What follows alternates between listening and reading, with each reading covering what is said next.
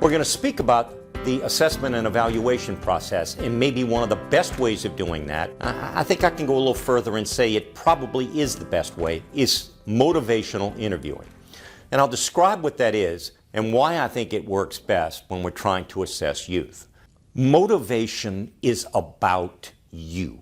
I can't motivate anyone. No one can motivate me. I have a phrase for it. Motivation is intrinsic. It comes from within.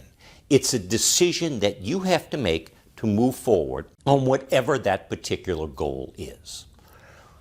Motivational speakers, I've never believed in that. You know what happens with motivational speakers? You go in for a day and you get all revved up. You get all revved up and you come out and you got all these new ideas and you've got all these plans that you're going to launch based on the topic of the motivational speaker. And then you get into the next day and you're still revved up. 2 or 3 days later, there's a carryover effect. What happens the week after that or 2 weeks after that? Commitment comes from within. And then you start that immediately and then you stay with that commitment. That's the purpose of motivation. But motivation falls by the wayside very easily.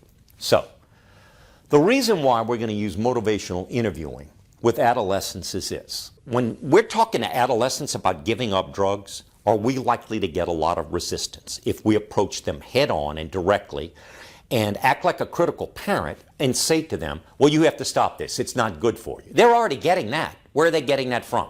Their parents, as you well know. They may be getting it from boyfriends or girlfriends or those within their peer group. This is where resistance happens pretty quickly. I'm going to speak about all of these factors in just a moment. But maybe best put, motivational interviewing is the massage therapy of counseling. What are we going to do? We're going to massage this, right? We're going to ease our way in. We're going to develop a relationship with the adolescent first. Then we're going to decide on what we're going to focus on. We're going to get them engaged. And then our goal is to invoke change. And let's get them thinking, not in sustaining drug use, but in changing their drug use in some way. But we're going to let them take the lead. Those who are proficient in motivational interviewing understand the importance of letting the young adolescent, later adolescent, take the lead. So at its most basic, it's a conversation